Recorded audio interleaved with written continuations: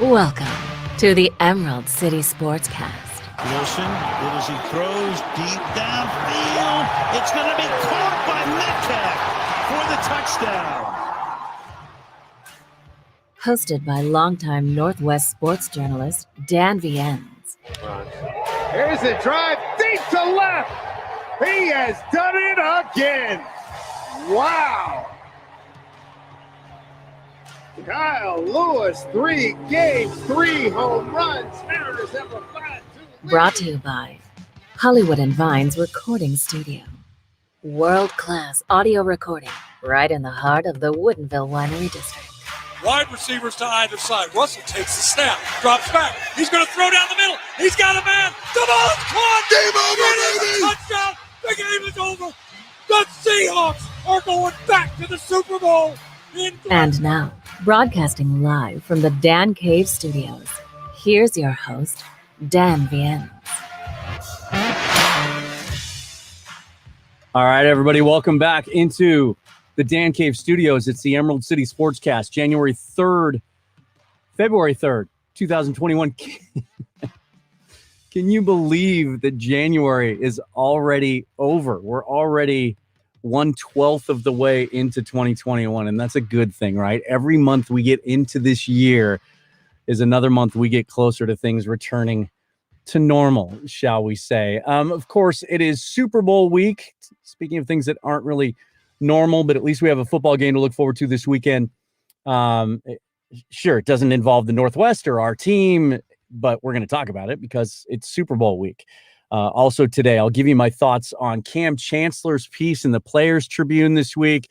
Still banging that drum. The decision to throw the ball at the goal line in Super Bowl 49 destroyed their team. That's what Cam says. Yeah, it's that time of year, so we will get into that again. And certainly we have some new listeners here on the 365 Sportscast Network, so I will once again give you my thoughts on the end of Super Bowl 49, because it's always a tough time of year. We always see the replays. Yesterday, I think it was 6 years ago today. So yeah, we'll deal with all of that. In fact, lots of Seahawks talk today, mostly Seahawks talk. Despite only having 4 picks, could the Seahawks take a running back with their first pick this year? I'll touch on that. I'll be talking NFL free agency today a little bit. We're going to keep it narrow. 3 players that the Seahawks could pursue from the Rams who are free agents and could help with this transition on offense. Also, a little tidbit from an ESPN list about a potential reunion between Golden Tate and the Seahawks. Could that be happening? And finally, how does the Rams acquisition of Matthew Stafford shake up the NFC West? We will discuss. But first, we have headlines. Take it away, Ron Burgundy. Ladies and gentlemen, can I please have your attention? I've just been handed an urgent and horrifying news story. And I need all of you to stop what you're doing and listen. And now, here's today's headlines, brought to you by FreeBets, the newest online sports betting comparison site. Check them out at freebets.us. All right, thanks to the guys at freebets.us for sponsoring this segment. Today's headline: Shane Waldron officially introduced as the offensive coordinator of the Seahawks and spoke to reporters yesterday for the first time. I will have the highlights of that press conference and some thoughts on what he said and what the Seattle offense may look like coming up this fall. Of course, Super Bowl 55 set to kick off Sunday in Tampa, pitting the hometown Buccaneers against the defending champion Kansas City Chiefs. No crazy media day this year, everything happening virtually, of course. How much of a home field advantage will it be for Tom Brady and the Bucs, first team ever to play the Super Bowl in their home stadium? The NFL announcing there will be 55,000 fans in the stands Sunday. But wait, 30,000 of those will be cardboard cutouts, only 25,000 real people, many of them vaccinated healthcare workers who were gifted tickets by the league. That's pretty cool. For what it's worth, I'll give you my Super Bowl pick later in the show. Baseball is one step closer. Spring training will proceed on time after the Major League Baseball Players Union rejected a request by the league to delay the start of spring training a month in hopes that COVID-19 infection rates would come down further. MLB had offered to play a 154-game regular season with full pay for everybody, but the players said they want to report on time and play the full 162. Mariners open spring training on the 17th, 2 weeks from today, believe it or not. And the other big baseball news, the other big top 100 prospect list came out this week. made the Mariners look even better than the one last week after Baseball America placed 5 Mariner farmhands on their big list last week. MLB Pipeline named 7 Mariners to their top 100. The difference? Starting pitcher George Kirby checks in at number 92, and outfielder Taylor Trammell just squeaked in at number 100. And while BA and MLB Pipeline both had Jared Kelenic at number 4, Julio Rodriguez came in at number 5 in the MLB list after being listed 3rd by BA. Let's talk about Shane Waldron. If you joined me last week, we had Chris Clough on. He had some great insight into the hiring process and what he thought initially of the hire. It had just been announced the day before. Seahawks made it official earlier this week, and then Pete Carroll spoke about Shane Waldron, and then Waldron had his first chance to meet the press yesterday. And, a lot of times it's tough to glean things from these press conferences. Sometimes you hear a lot of cliches, a lot of things you expect to hear. It doesn't always go well, though. Case in point, Adam Gase's first press conference with the Jets, or Nick Sirianni's press conference with the Eagles last week. I wouldn't say that went swimmingly for him. Waldron's was interesting, and we're going to get into that. He's 41 years old again, kind of a little bit of background on Waldron. Raised in the Portland, Oregon area. Talked a lot about how excited his wife and kids were to return to the Northwest where they have family and friends. Of course, you know that Waldron, coming from the Rams, their passing game coordinator there, came over with McVay originally as a tight ends coach when McVay got the job in L.A. After coming from the Washington Redskins. Also spent time earlier in his career with the New England Patriots under Bill Belichick. Talked about how excited his family was, his wife and kids, to come back up to the Northwest. He has a lot of family and friends here, of course. He seems genuinely excited about working in Seattle. He seems like a genuine guy, like a normal dude, like not someone that was just, cutting and pasting things that he was taught to say. Said he was genuinely excited to work with Pete Carroll. His time facing Pete Carroll goes all the way back when he was a grad assistant at Notre Dame, doing some work there, faced off against Carroll at USC a couple times, did not go well for him there. So we got an up-close look at Pete Carroll from an opposite sideline, dating all the way back to his college days. And he's excited to work with Russell Wilson as his new QB. We'll hear some of his comments on that. I wanted to share this with you, though. I thought this was great. Earlier in the week, after the Waldron hiring, there was a great quote that I don't know if it got enough traction. After the Waldron news broke, that from the guys that do the pre and post game show for the Los Angeles Rams. This is what they had to say. Quote, "If the Seahawks fans like the way the Rams offense looks now, and we all do, wait until they see it with Russell Wilson at the controls." Of course, the player at the controls of the Rams offense has been a big focus this week. We'll talk about the Jared Goff trade in just a little bit. But what will the Seahawks offense look like? That question was front and center. It was the first thing that reporters wanted to dig into when they talked to Waldron yesterday. Here were his thoughts initially on what we can expect from the Seahawks offense under Shane Waldron. Really, for me, our offensive philosophy, we're going to be a balanced offense that's going to have that ability to create explosive plays with that attacking mindset. We want to be the one that the foot's on the gas pedal. We're going, and I know I'm sure some of these questions will come up, the tempo and all that different stuff. Well, hey, there's going to be a wide variety of pieces to this offense, but that mindset is never going to change. And how we get to that is really going to be all based on the players. So a couple of things there. Talked about balance, talked about explosive plays. That's right out of Pete Carroll's notebook, right? Oh, he's just saying what Pete Carroll wants to say. Well, before I get into some more thoughts about something else there, he said, I wanted to make sure that I expounded on that, because there was a real fear out there that Pete Carroll was just looking for a yes man, especially after he made those comments. And I wonder if you could get Pete Carroll in a moment of humility, if he would admit that maybe he shouldn't have said what he said the day after the season ended in that last press conference, where he talked about wanting to run the ball more. And he made it sound very, very much like he was going to be more involved in the offense. And he kind of wanted to dial back and scale back some of the advancements that the passing game had made over the last couple of years. So there was a sentiment out there among a portion of Seahawk fans that he's just looking for a yes man. Doesn't matter who they hire. I want to refute that. I'll talk a little bit about how I think the hire itself kind of disputes that. But Waldron touched on that himself, and I want you to listen to what he said about kind of expanding on the word balance. Just because it's I'm saying that it's a balanced attack doesn't mean that that's a conservative attack. So I don't ever want to get that confused. And having that balanced approach that's able to adjust and adapt depending on the style of the game or what maybe the score might dictate in any particular game. So we said a couple of other things there. First of all, he made sure to emphasize, he kind of went back, that was later in the press conference, and he volunteered it. He said, listen, I want to make sure that you understand that when I say balance, I don't mean conservative. Still talks about explosive plays, using the run to set up play action passing game.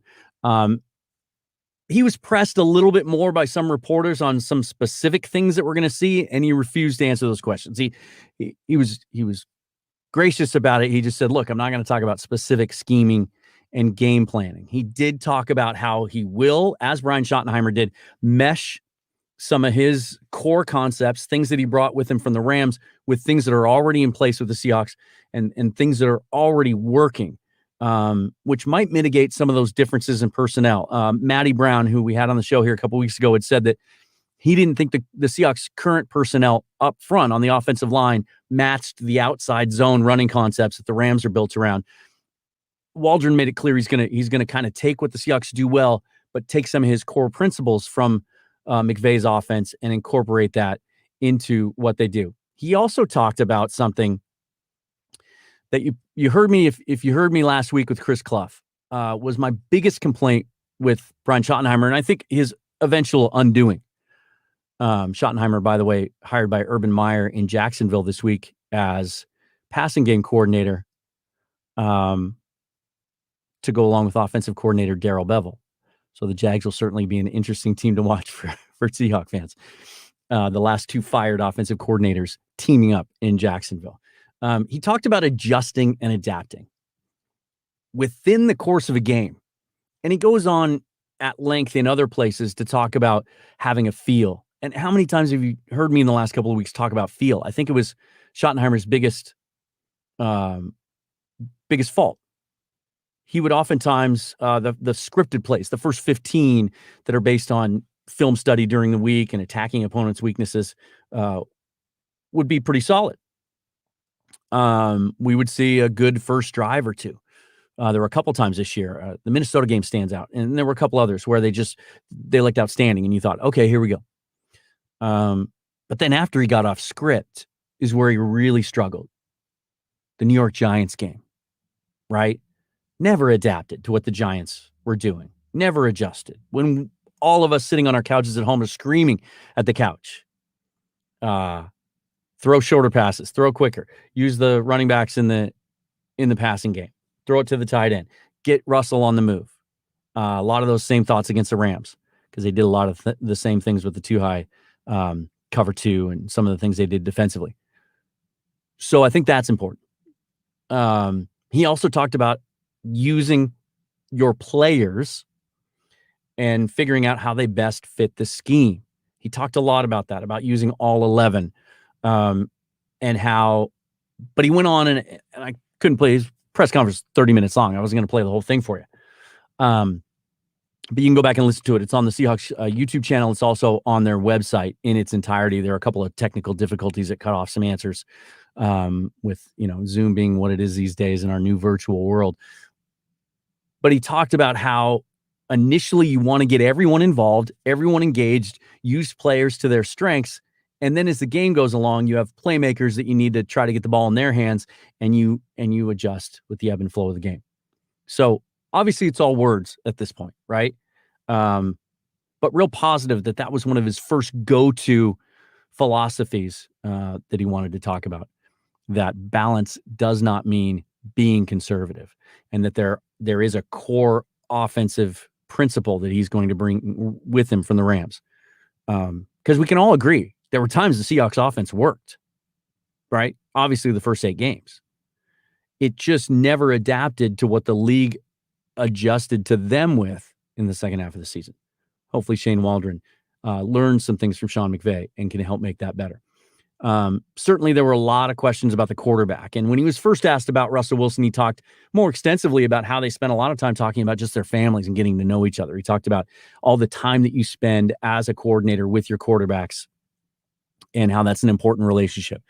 And then it took a follow-up question later on for him to expand more on Russell Wilson, the quarterback. Here's some of the things he had to say about Russ. Yeah, he's an exciting guy to get to work with.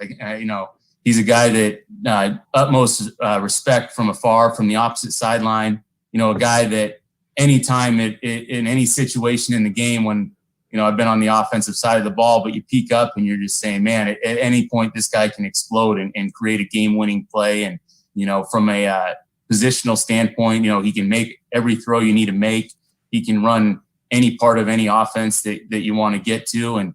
And so I think the best thing for us is going to be really finding out, with this marriage, where we fit together, what things he loves, what things fit offensively, and then moving forward from there. But I couldn't be more excited to work with him. Again, I think you can tell a lot about a coach's philosophy with things that he volunteers rather than things that he is pressed on.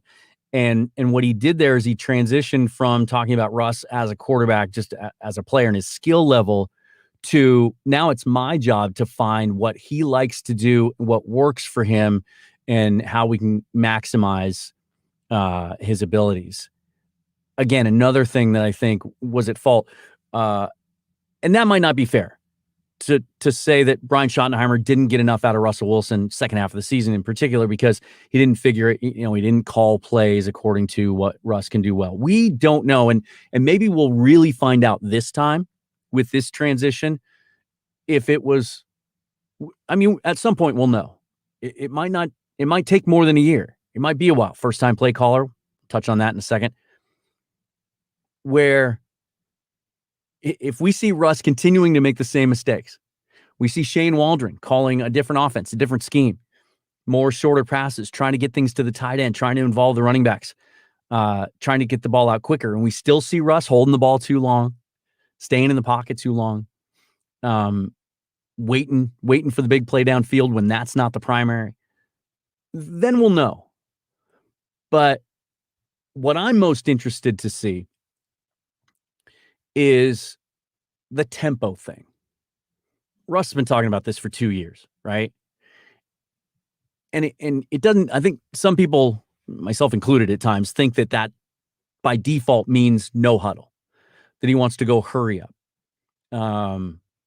That may be the case, but remember how much Mike Holmgren and Matt Hasselbeck used to talk about tempo. And when that offense would get out of sync sometimes, they would get back into it by talking about tempo. You can huddle and still have tempo, still be quicker. Whatever it was with the way Brian Schottenheimer called plays or got plays in, or his terminology or whatever it was, how often did we see the play clock going down to 1, 2, 3 seconds left? Which I always thought was problematic, because then it gives the defense more of a chance to get a jump, right? Because they know you got to snap the ball. You can't try to do a hard count with a second left on the play clock. So Russ wants to hurry up, and we'll see. That'll be one of the interesting things. We won't see it in the preseason, I don't think. I don't think they're going to want to give that away. But we'll see it early on in the season if it's going to happen or not. But I thought that was interesting. Figuring out how to get the best out of Russell Wilson, because his skill set's changing. You can't run zone read with him anymore, or read option, whatever you want to call it. He's just not quick enough to get to the edge anymore. He's lost that. So as he gets older, that's only going to evolve even more. He's going to become more of a pocket passer. Now, when I say pocket, I still want him to move. And there's a lot of history in that Rams offense, even with a guy like Jared Goff, who's not extremely mobile. They like to use the bootleg game. Can't wait to see that. I'm really interested to see what he's going to do with Russell Wilson. And then finally, the biggest question on everyone's minds and the biggest criticism, and there was one, if you're in the Seahawks fan group on Facebook, somebody right after the hiring had the guts to post in big, bold letters, what the hell are the Seahawks doing hiring this guy? I've never heard of him. He's never called plays before. And it was one of the greatest threads I've seen in months in that fan group, with people, a lot of educated Seahawks fans jumping in against that person. But there's a lot of that sentiment out there. Oh, he's never called plays before. There's a learning curve. There's a lot of unknowns. Well, here's my thing about that. First, let me tell you what Shane Waldron had to say about that, and then I'll give you my thoughts. Here's Waldron on the process of what his responsibilities were as passing game coordinator, how involved he was with the day-to-day decisions there, and then also his thoughts on having never called plays before. It kind of wore a lot of different hats in that role, especially each different year, whether it was from being responsible for some of the situational aspects of every game, being on the line with him throughout the course of the game, game planning throughout the week, all different areas. So really kind of had a broad stroke in that thing and a lot of different things throughout the week. And yeah, it's a great challenge, and it's a challenge that I've been preparing for my whole life. And so I think it's one of those things that I'm ready to get going with and excited to attack that opportunity. So he talks about how he's been preparing for this for his whole life, his entire coaching career. And the other thing I thought was key there is he was involved in the game planning in the passing game during the week with a guy that many consider the best or one of the top 3 or 4 play callers and offensive minds in the league. And maybe with a new quarterback, he'll get back to being considered by many to be the best offensive mind in the league. He also talked about being on the headset during games and in on that line. So for his entire time there with the Rams, with Sean McVay, he's in on that process. And if you're someone who has a job where you aspire to be more, or has anything else where you aspire to be more, a hobby, something on the side, what do? You absorb as much information as you can, and then you think, what would I do? Shane Waldron seems like a smart dude. And I can guarantee you that what's happening during those games is every time there's a situation, he's thinking about what would I call here, and then he's hearing what Sean McVay would do in that situation. So he's got a plan. McVay also, he didn't specifically mention it there. He did talk about other situations. What he was referring to there was McVay has let him call plays in preseason games. So there you go. Are there going to be times we second guess him and we resort to calling him rookie mistakes? Yeah, most likely. But how many experienced play callers are there in the league that still face that kind of scrutiny? It happens. It's part of the job, right? A couple of comments. By the way, I can get all the comments here through StreamYard. If you comment on YouTube or Twitter, they'll come through to me. Our buddy Colby Patnode of True to the Trident and Seahawk Maven has a Mariner comment. We'll save that for a little bit later. But my buddy Josh Taylor about the Waldron hire says, I like the hire. Always wondered what Russell Wilson would look like in a new era style offense. I really hope he gets rid of the RPOs. I think the RPOs can still be part of the offense. And I wonder, not to put words in your mouth, Josh, but I wonder if you're talking about, like I mentioned, I wonder if you're talking about the read option, because Russell Wilson as a threat to run it himself isn't a weapon anymore. But a true RPO in the modern game is running back run versus quick pass option. I think that will be somewhat part of the game. But I think just off the top of my head, when we think about the Rams offense under McVay, I don't think there was a lot of RPO stuff called. I think it was more traditional play action and then boot action off of play action fakes. Russell Wilson, one of the best ball handlers in the game. Can't wait to see what he does in that offense. So here's my thing. I think just by the hire itself, sort of building off what Chris and I talked about last week, even before Shane spoke and we heard from him, I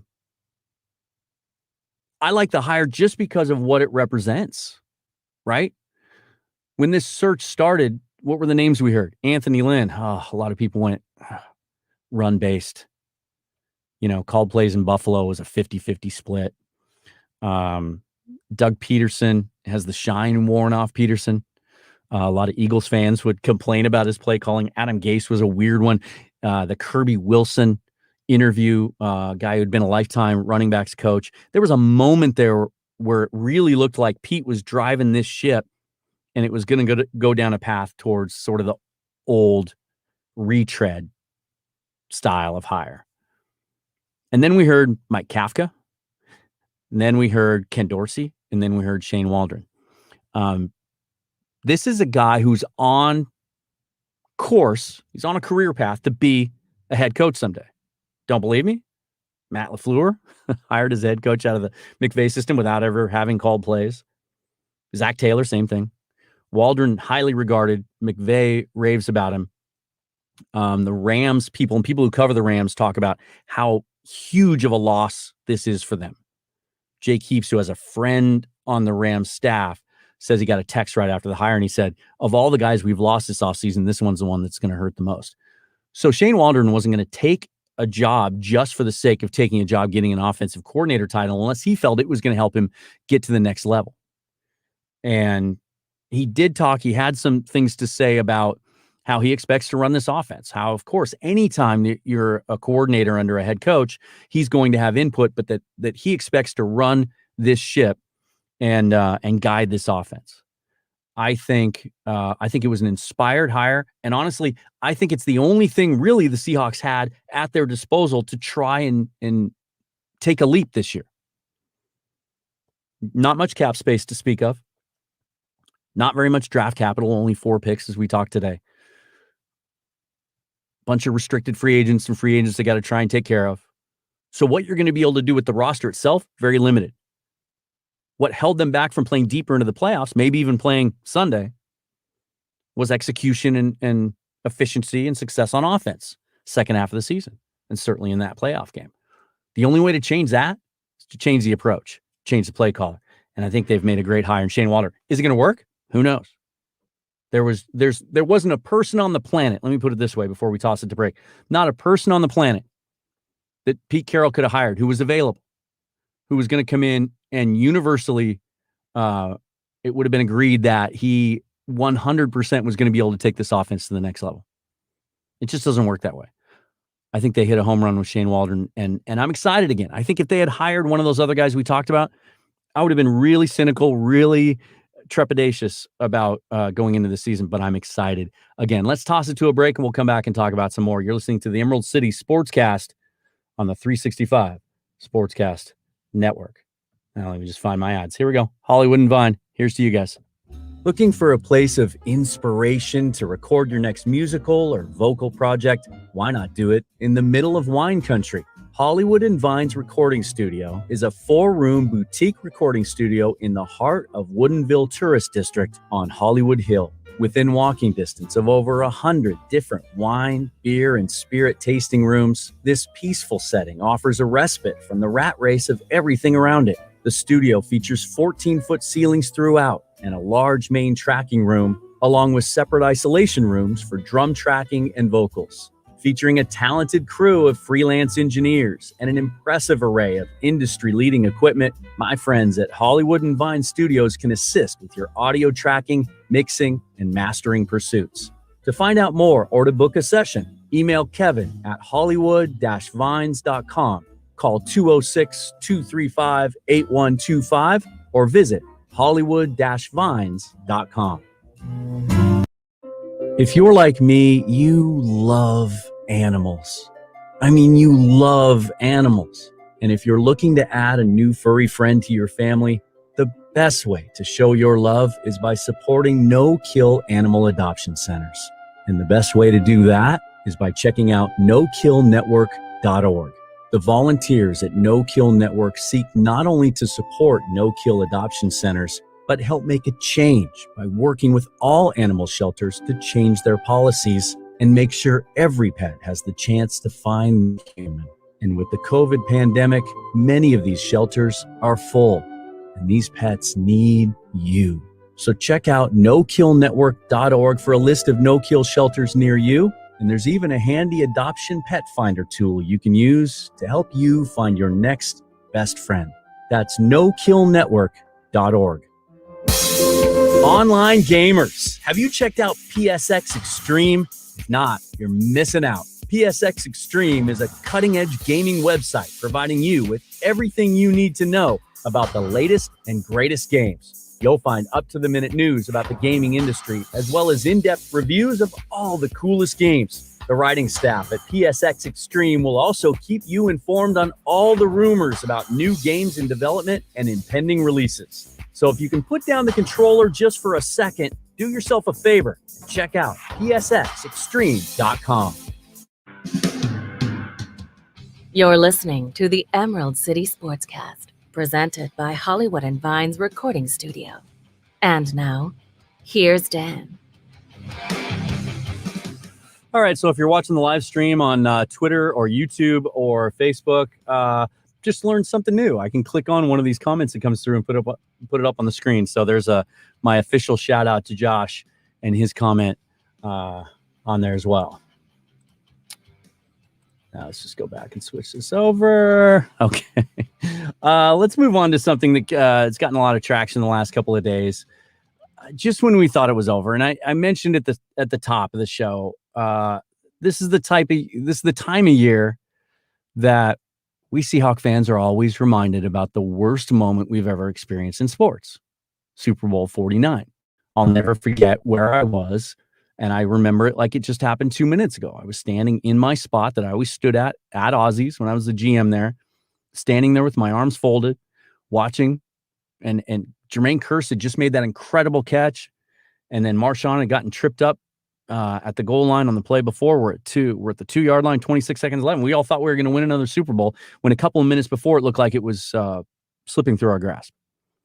And then it was gone, right? Well, Cam came out this week and in a self-penned piece in the Players Tribune, in a piece that was intended to give advice to players playing in the Super Bowl this week. But he couldn't help himself. And he went down that road again, and he dug it all up. It was a little bit of new insight, though, something we'd never heard, or I hadn't heard it anyway, where he said, as they're lining up for the play, 26 seconds left, they all think they're going to hand it to Marshawn and win it. He sees Tom Cable, who was the offensive line coach at the time and the run game coordinator, take his headset off and throw it down on the ground. Had never heard that before. Then he looked out to the field and saw that the Hawks were in gun and knew Marshawn wouldn't be getting it. And he said, at that moment, I was confused as anyone because I realized we weren't going to hand it to Marshawn. Said the loss haunted them for years and that it hung like a cloud over them even his last few years in the league before a neck injury in 2017 ended his career. He said people still come up and ask him all the time, why didn't you hand it to Marshawn? He said, I don't know. I can't figure it out. These dudes need to get over this, first of all. And if you're new to the show, you haven't heard me talk about this situation before. It's still something that's really hard for me to watch when it came up on my Twitter feed for the anniversary of it yesterday or the day before. I can't watch it. I can't watch the replays that they show all week long on NFL Network heading up to the Super Bowl of past Super Bowls. I just can't. It's that painful. But look, throwing it in that situation was the right call. And if you can't look yourself in the mirror and admit that you're just using hindsight as 2020 and revisionist history, then you just need to get a grip on your emotions. I get it. It hurt. And you want to try and reconcile that, right? There was only one timeout left. Some people say, well, in retrospect, maybe they use that timeout there and then they can go talk about it. Maybe then New England comes out in a different set, right? But in that situation where they had called 2 plays in the huddle the play before, Marshawn gets tripped up at the 2, heading in. He had a pass and a run call available to him. Okay. A lot of people forget that. So they think that it was just automatic 100%. They were going to throw the ball no matter what in that situation. They come out of the huddle and they go up to the line and they see that New England's in goal line. They got 9 players in the box against the Seahawks that spread it out in 11 personnel. So of course you're going to throw the ball there. If you simply hand it to Marshawn in 11 personnel out of the gun into a 9-man box, a good 9-man box, that's not going to work, right? This idea that he would have scored no matter what is just flawed. It's just wrong. Coaches all around the league are on the record as saying that they agree with that. Most fans, I think, I'd say 80% of my Twitter feed the last 24, 48 hours since this came out agree with that. But the point is that there's a core group of players on that team that never understood that, couldn't agree with that, and it ruined what should have been that team should have got back to another Super Bowl or two. But Cam, Earl, Sherman, Bennett, Averill, even KJ Wright, all those guys, they just can't get over it. They're all guys on defense. A defense that had a 10-point lead going into the fourth quarter and let it slip away. So it wasn't the decision to throw. It was the actual play call and the personnel. You're going to have your fifth best wide receiver as the primary target and your third best wide receiver trying to block Brandon Browner to make the play happen, right? Here's what I say.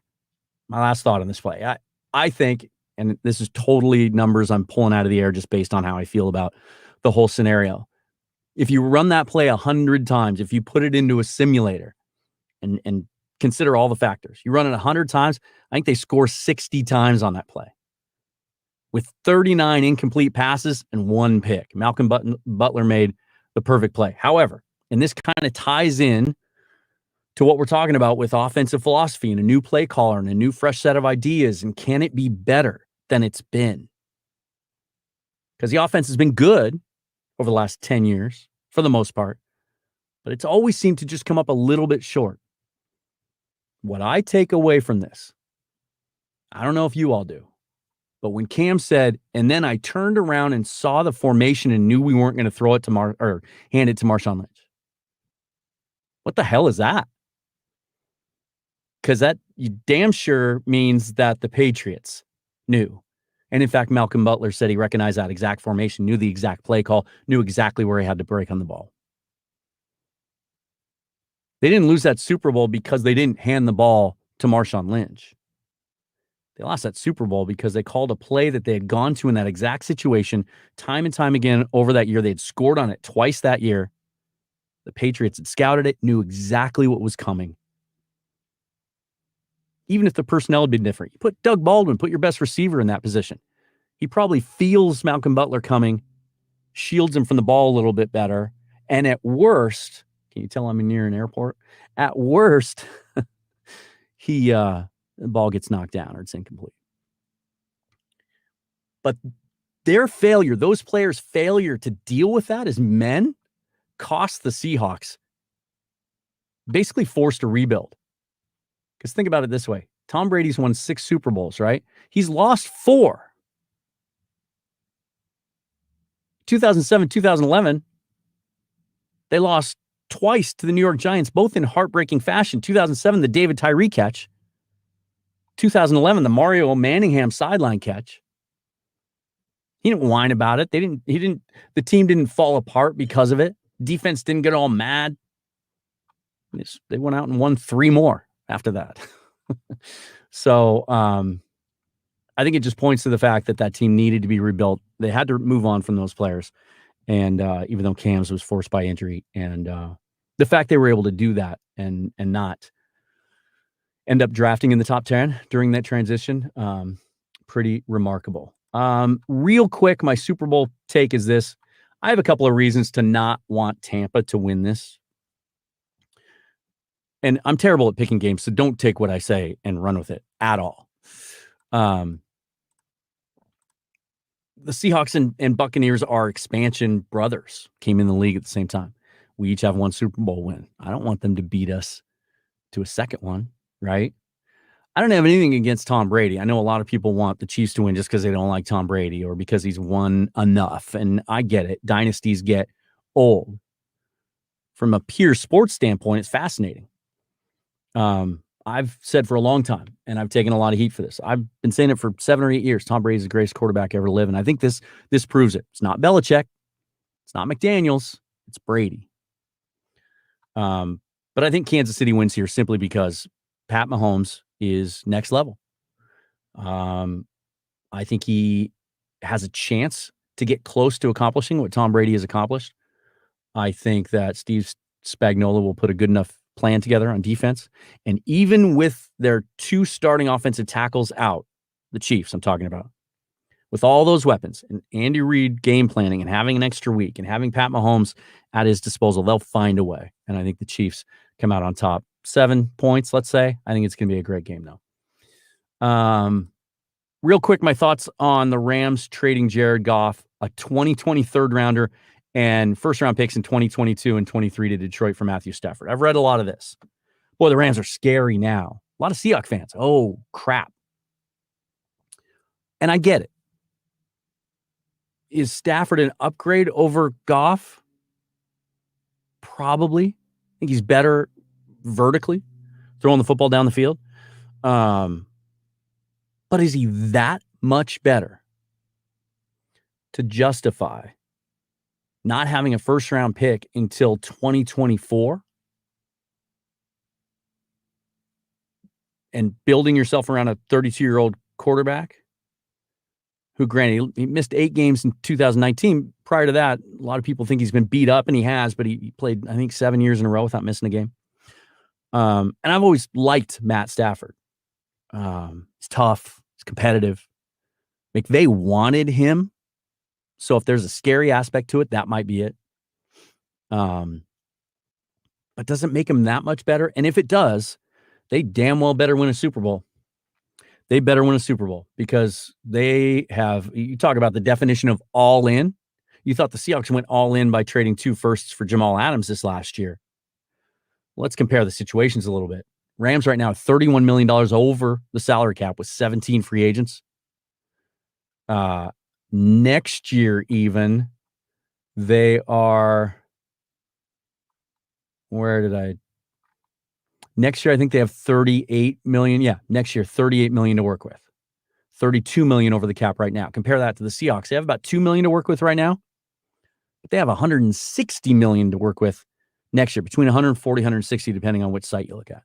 So they can be a lot more creative than the Rams in trying to free up some cap space this year to add players. Rams are stuck. Jalen Ramsey's not going anywhere. Aaron Donald's not going anywhere. The Rams are paying almost as much in dead cap space to Jared Goff this year as they are to Matt Stafford, 19 million to 22 million. Yeah, the Seahawks don't have a first-round draft pick for the next couple of years either.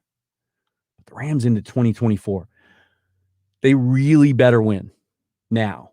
I mean, they're going to lose some free agents this year. Leonard Floyd, not going to be able to afford to keep him. And they're going to lose some other guys as well.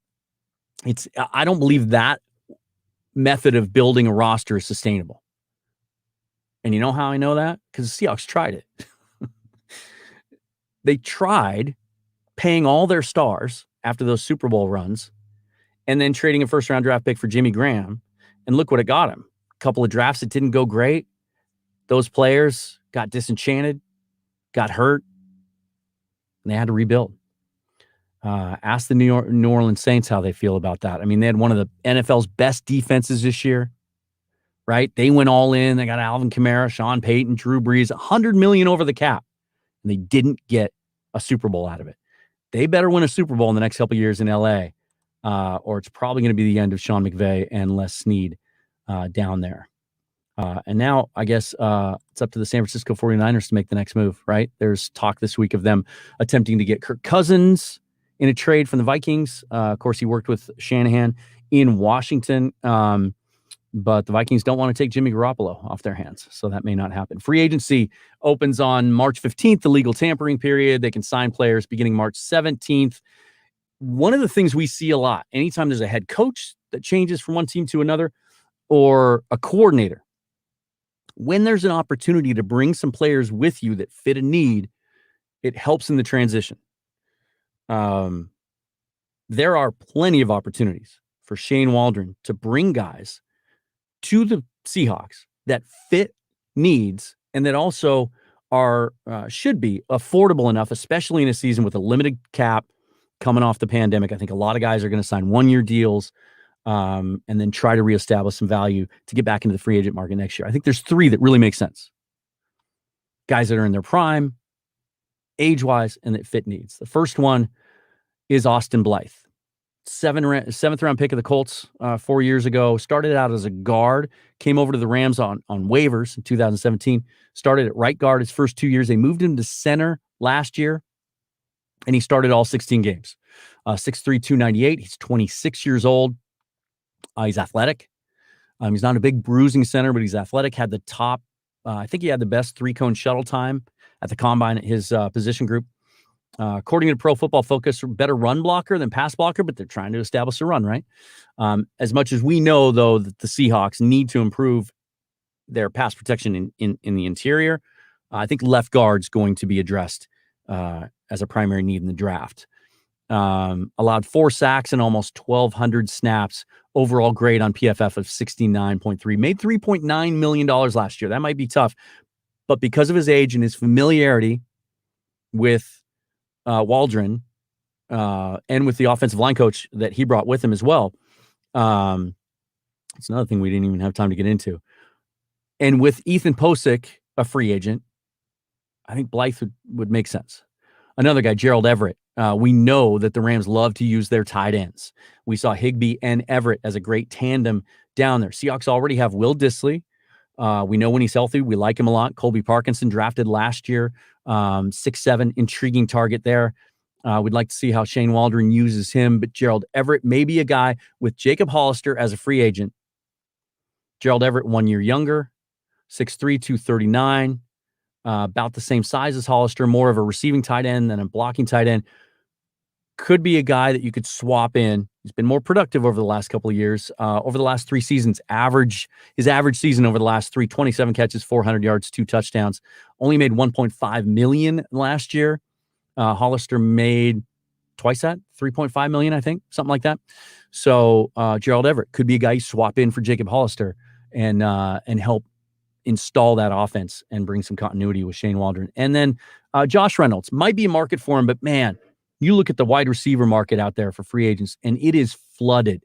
And I think with salary cap ramifications this year, Josh Reynolds his cap hit last year was $2.3 million. Could be a guy that makes a lot of sense. We talked last week about how the Seahawks need to add another weapon to go along with Lockett and Metcalf. It's certainly Reynolds familiar with that. Had a nice game against the Seahawks earlier this season, the regular season. 26 years old, 6'3", 194, a little bit bigger, but he's got speed to go deep. Coming off his best year, 52 catches, 618 yards, 12 yards per catch, a couple of touchdowns. I could see any one of those 3 or all 3 of those free agents being targets of the Seahawks this offseason. Reynolds was mentioned. ESPN's Bill Barnwell did an interesting list. 43 free agent wide receivers. Go check it out on ESPN.com because he really gets into detail about where he thinks a lot of these players, he categorizes them, and then where he thinks they might end up, really even gets into projected contract values. 2 interesting things out of that. And then beyond the 43, there was like 20 other names that he mentioned that he couldn't even get to, and he just had a little blurb on. So that tells you how flooded the wide receiver market is. He sees Reynolds, I think he had him going to the Bengals, sees his value potentially 2 years, $10 million. That seems a little rich in this market. I don't know that he'll get that.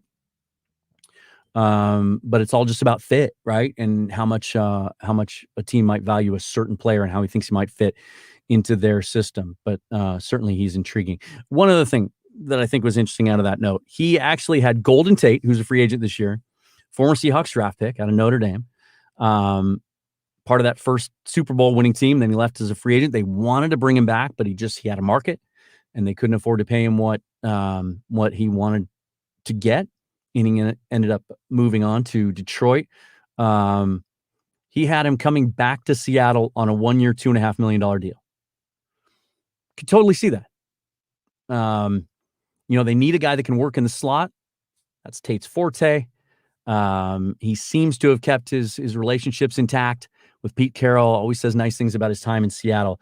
What do you think about a Golden Tate reunion back here in Seattle? Interesting. I wanted to throw this up here with Colby and his comment, and here it was with that top 100 list MLB Pipeline came out with this week. MLB Pipeline's disrespect to Noelvi Marte is noted. I believe Marte was mentioned by Baseball America in their next 10, or maybe he was in the top 100. And then Kirby and somebody else was in their next 10, but at least he was mentioned. He was either in BA's 100, top 100, or he was in that next 10. Not mentioned at all by MLB Pipeline, the young international signee. I think he's just 18 years old. Still playing shortstop. Some people think he's going to end up ultimately at third base. But great comment there. Thanks, Pat, for that. I appreciate that as always. And by the way, Colby, we're going to need to get you and Ty on the show soon, do a spring training preview. So I'll be reaching out to you on Twitter a little bit later with that. Next week, we're going to talk more about free agents, but I wanted to get into the Rams specifically there because I do think that it's important. We're going to get into the draft as well. I wanted to give this disclaimer because some people have already reached out and asked me some things about this year's draft. And my go-to answer this year is going to be, I don't know. I'm going to have to rely on some of my other buddies and colleagues who study the draft more than I do. And Corbin Smith, I'm talking to you. I'll be leaning on you a lot this year. I just don't have time to get into it as much as I normally do. In a typical year, I can speak fairly in a fairly educated manner about the top 5 rounds of Seahawk prospects. And I can identify players that I think match what they're looking for and match the some of the standards that they usually identify in their draft prospects.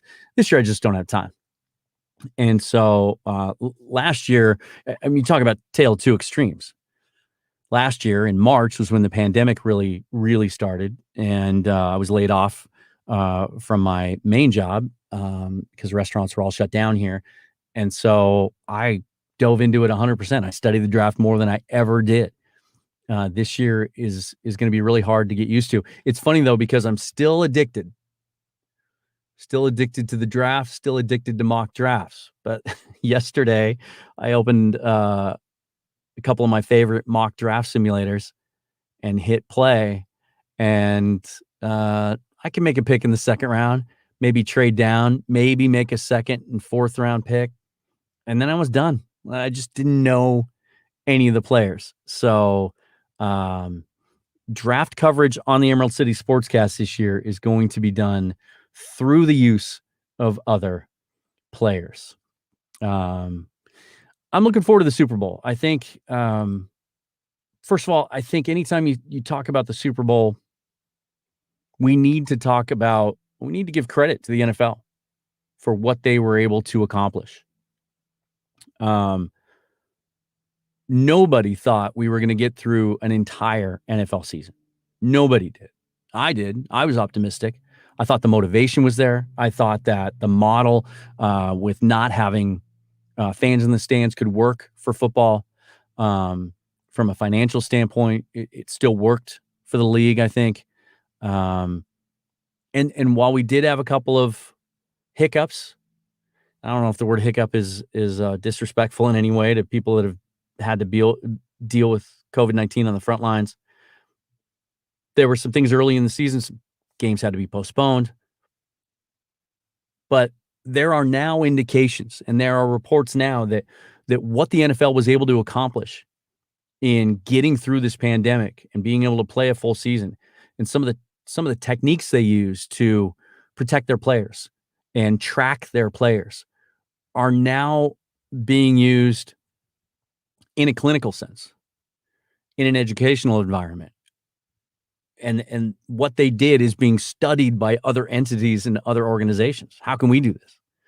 I think 6-8 months ago when we were kind of in the thick of this thing and we didn't know exactly where it was going, and I know I'm guilty of this, we thought that, well, shoot, let's just get to 2021, get through this football season somehow, some way, get to 2021. By baseball season, it's all going to be back to normal, right?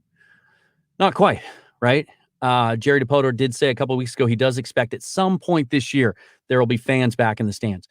If you're listening to me from Washington, Governor Inslee said last week as part of phase 2 that attendance at sporting events can be allowed. He didn't get into specifics, though. I think at some point this next season we're going to be able to expect full stands. And I think by the time all indications now are that 200 million doses of COVID-19 vaccine will be in arms now by May. The CDC had originally thought that would be June or July. That's positive. That's, almost 2/3 of the country, right? So really excited about what's coming this fall. Fans back in the stands, things back to normal football. But the fact they were able to get through this pandemic as they were is remarkable. And it's a credit to everyone involved with that league. And I think it all culminates in the game this Sunday, where we get to watch two great football teams, a legendary quarterback, the best to ever do it at this level, and then the next young gun, next best to ever do it. I think 30 years from now, we're going to be have a lot of conversations about who's the best quarterback of all time, Patrick Mahomes or Tom Brady. This is going to be a fun Super Bowl to watch. Some shout outs today.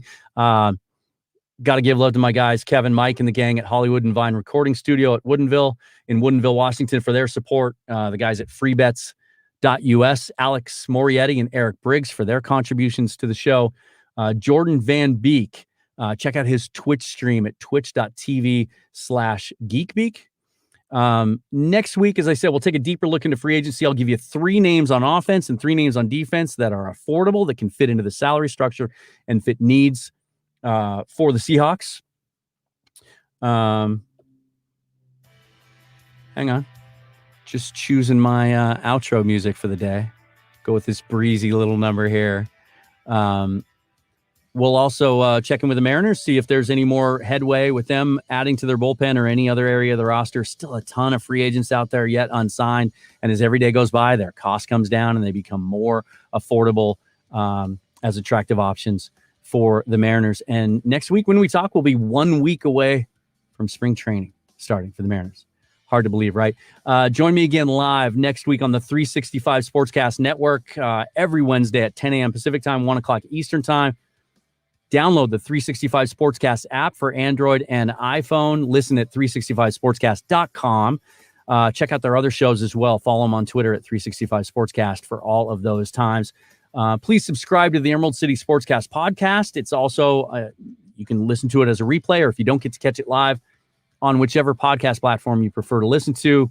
Follow me on Twitter at Seahawks Forever, as always. And subscribe to the Emerald City Sportscast YouTube channel for these live streams and replays of the video versions of this show as well. Thank you for your support. Thank you for listening. Until next week, I am Dan Viennes. You've been listening to the Emerald City Sportscast.